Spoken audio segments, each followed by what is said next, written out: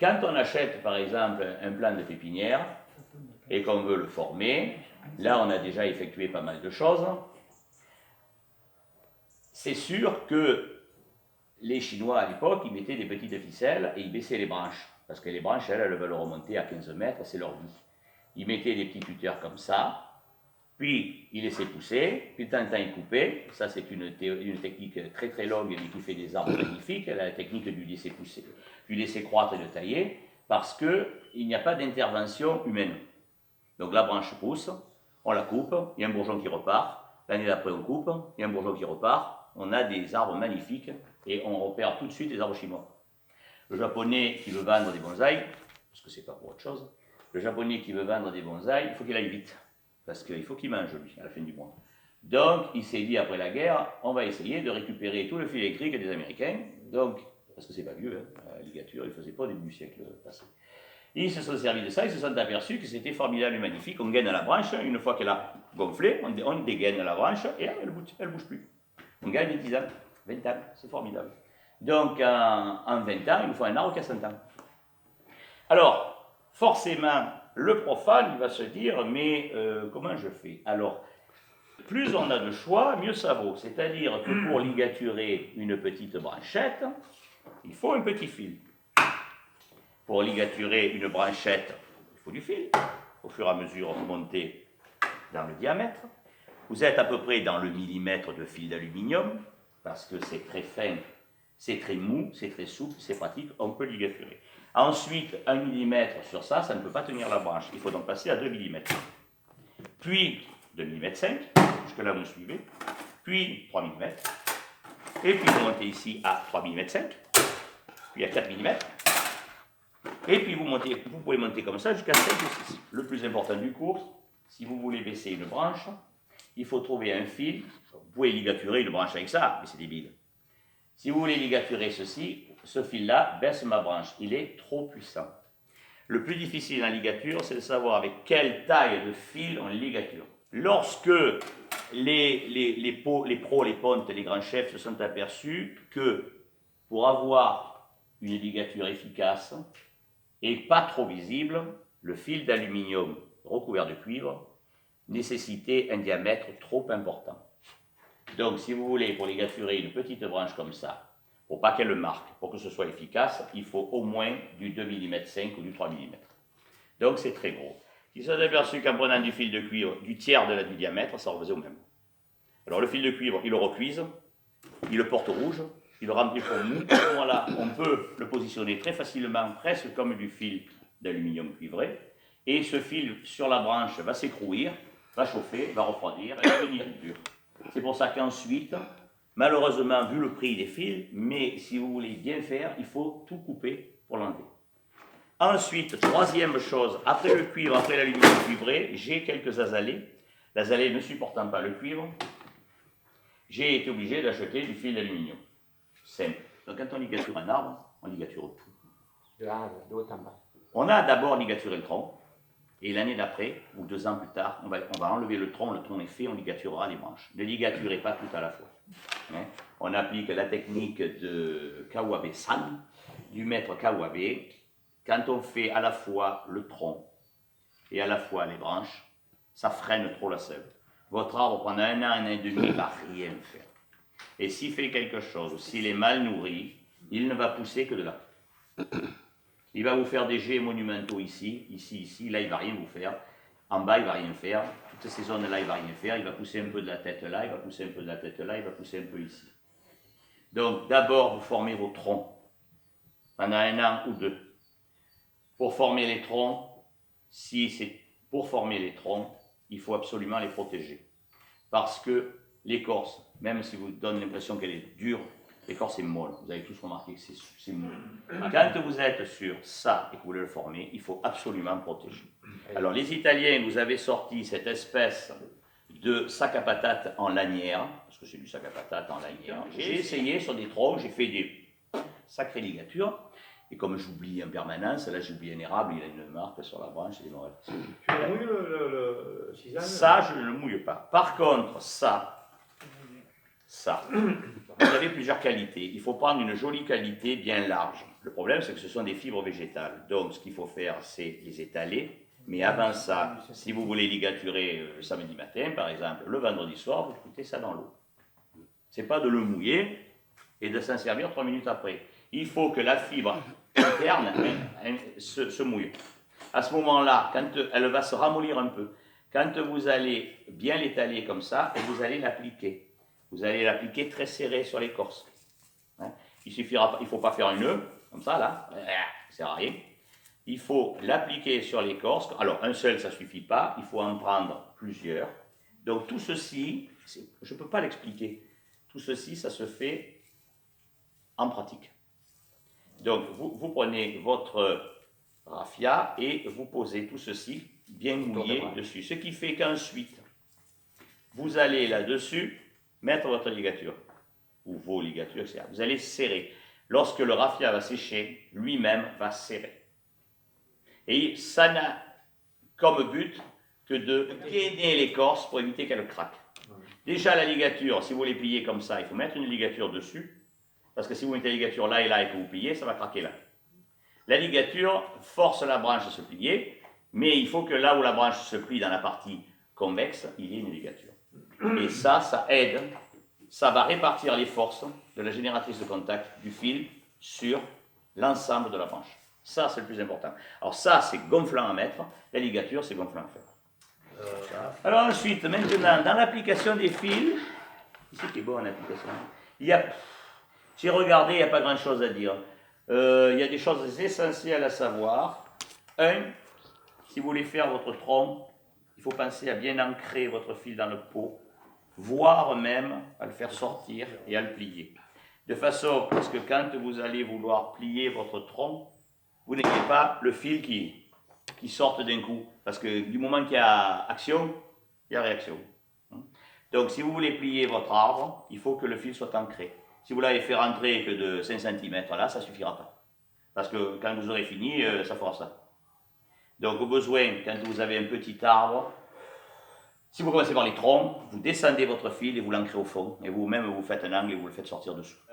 Donc, si vous faites une ligature sur le tronc, si vous faites une ligature sur les branches, vous essayez dans votre tête de mettre ça à 45 degrés par rapport au tronc, à l'abside à l'ordonnée. Par rapport au vertical et à l'horizontal, vous êtes à 45 degrés. Lorsque, et uniquement, là, si vous voulez ligaturer, vous faites à 45 degrés. Votre ligature doit être juste appuyée sur l'écorce. Juste appuyée sur l'écorce. Vous voyez pourquoi il faut bien accrocher? Parce que là, par exemple, ma ligature ne sert à rien. Donc, quand vous voulez faire une branche, beaucoup le savent, qui ne le sait pas finalement, à part Magali qui est toute nouvelle. Quand vous voulez faire une branche, il faut soit s'accrocher au tronc, avec une main, je trouve que c'est pas bête. Vous accrochez au tronc. Lorsque vous vous êtes accroché au tronc, là, il n'y a rien qui bouge. Vous venez sur votre branche et vous faites 45 degrés. Ce n'est pas la peine de faire moins. Enfin, je veux dire, ça, c'est suffisant. Et là, vous voyez que ça, il n'y a rien qui bouge. Par contre, comme on a dit tout à l'heure, si je plie ma branche comme ceci, si je plie ma branche comme ceci, ça va casser, parce que là, il n'y a rien. Donc, quand on applique la ligature, il faut réfléchir et se dire, si je veux baisser ma branche, il faut passer dessus comme ceci, là, voilà. Et là, je pourrais plier, parce que, ici, c'est mon doigt que je n'arrive pas à plier. J'ai une ligature. Et là, vous ne casserez pas votre branche. Si vous faites comme j'ai fait juste avant, votre branche va casser. Il ne faut pas écraser les bourgeons, il ne faut pas écraser les chandelles. C'est pour ça qu'il ne faut pas faire certaines ligatures sur certaines espèces à telle date, parce qu'on va écraser les bourgeons. Hein, les buis, là, les ifs, je regardais, ils sont tout en bourgeons, c'est pas beau. Parce qu'on va forcément casser les bourgeons. Or, les bourgeons sont primordiaux. Lorsque vous avez deux branches à peu près face à face, il faut faire un tour mort autour de l'arbre. Il faut toujours faire ce système-là. Si vous faites deux branches, une à côté de l'autre, qu'elle soit en V ou qu'elle ne soit pas en V, ça, c'est pas bon. Ça, c'est pas bon parce que dès que vous allez en bouger une, l'autre va bouger. Parce que cette branche est attachée sur celle-là et celle-là sur celle-là. Donc, c'est pas bon du tout. Quand vous allez vouloir bouger celle-là, l'autre va bouger. Donc, si vous avez ce genre de branche, si vous avez ce genre de système, Vous avez ligaturé avant votre branche sur le tronc pour une raison X. Voilà, vous êtes venu d'une branche. Vous arrivez là, vous ligaturez sur votre branche. Et ensuite, avec une autre ligature, vous allez repartir d'ici et vous allez venir vous ancrer. La mouche, je sens que je vais l'exploser. Voilà. Ce qui fait que là, quand vous allez bouger celle-là, et qu'après vous bougerez celle-là, ça ne va pas remuer. Parce que celle-là est accrochée sur la branche. Celle-là est accrochée sur celle-là, mais elle est accrochée sur la ligature de celle-là. C'est-à-dire que le transfert, la tâche sera transférée sur cette ligature. Alors oui, très important. On commence par la plus grosse ligature en diamètre pour finir par la plus fine. On doit toujours appliquer sa ligature sans croiser une autre ligature. Quand je dis croiser, c'est faire ça. Les ligatures doivent faire ça, se chevaucher, etc. On ne doit pas chevaucher. Si vous avez une ligature qui passe ici, et si vous voulez attacher ça par exemple, vous n'allez pas faire ça. Vous allez faire en sorte que chaque ligature soit démontable sans... Voilà, j'ai fait celle-là, mais je peux enlever celle-là. Parce que sinon, c'est pas pratique pour les démonter, parce qu'il y a des branches qui vont grossir plus vite que d'autres. Donc quand on a fait une ligature, il faut surveiller en permanence. Et dès qu'on voit que l'écorce commence à remonter sur la ligature, on enlève cette ligature. Si vous l'avez coincée sous une autre, c'est vous qui êtes coincé. Ensuite, en appliquant la deuxième, vous allez rentrer la première dans l'écorce et vous allez faire une marque. On ligature tout. On peut tout ligaturer, des feuillus, des persistants, des conifères, tout. On peut tout ligaturer. Mais il y en a qui ont des écorces plus ou moins dures que d'autres. Donc, il faut bien ligaturer déjà, de base, pour être sûr de ne pas faire des marques. Si une marque est dans un feuillu, elle est là pour longtemps. Une marque dans un genévrier, elle est là pour encore plus longtemps. Quand on veut ligaturer une branche, il faut venir s'accrocher au tronc, toujours. Ou s'accrocher à une autre branche, c'est-à-dire en ligaturer deux par exemple. On ne fait pas des tronçons. On ne fait pas au milieu. On fait tout ou rien. Ou alors on va faire une branche particulière parce qu'il y a une raison particulière, parce que lorsqu'on va faire une ligature sur une branche, on va freiner la circulation de sa sève, le temps qu'elle se réorganise. C'est comme ça que la branche va prendre la position. Si on veut plier une branche, elle a des cellules ici qui sont égales à celle-là. On va plier la branche, les cellules-là vont être compressées, les cellules-là vont être étirées. Donc ces cellules-là, ce sont les nouvelles couches, les cellules vont être démultipliées, et ici, les nouvelles couches, les cellules vont être moindres. Donc au bout de quelques jours, semaines ou mois, on pourra lever la ligature, ça ne bougera plus. Ce qui fait que si, au bout d'un an, on défait la ligature et que la branche revient, c'est qu'elle était mal posée. La ligature n'a pas contraint les cellules à se développer sur la partie extérieure et à moins se développer sur la partie intérieure. Ni plus ni moins. Ce n'est pas un garrot, c'est un guide. Ça ne fait pas souffrir les arbres. Il faut trouver la taille de fil qui est juste suffisante à plier la branche avant que la ligature ne se soulève. Si par exemple je veux plier ceci, vous voyez que c'est mon fil qui plie. Donc ça, ce fil de 3 là, n'est pas suffisant pour plier cette branche.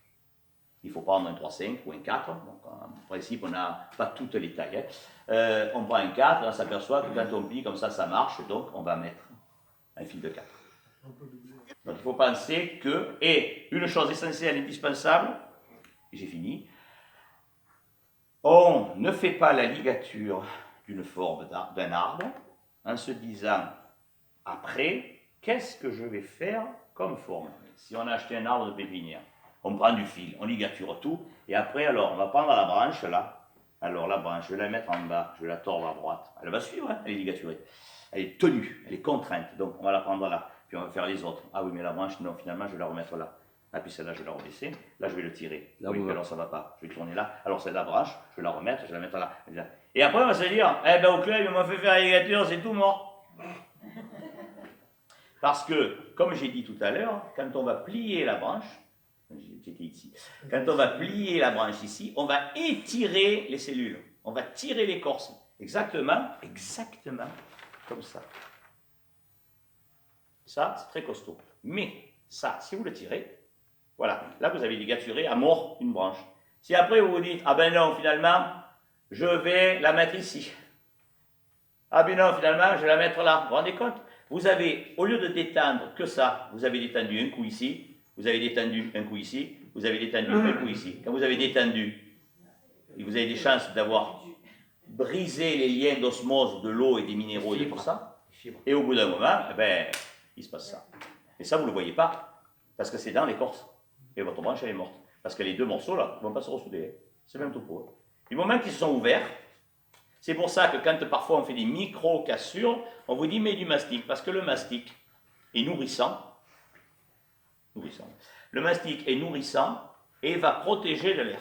Enfin, il y aura de l'air, il y a de l'air partout, mais va protéger du dessèchement. Voilà, c'est le terme le plus exact. Va protéger du dessèchement. Et là-dessous, sous ce cocon protecteur, les cellules vont se remettre à fonctionner et peut-être vont se recoller. Parce qu'il en reste quelques-unes, parce que vous êtes des mecs bien, vous êtes au Bonsaï Club Provence, vous êtes aperçu qu'en commençant à plier la branche et le casser, donc vous vous êtes arrêté. Vous mettez du mastic et vous mettez un élastique rouge plus touché. Parce que 2 ans ou 3 ans après, si vous retouchez cette branche-là, dès que vous allez commencer à la plier, elle va casser encore plus vite.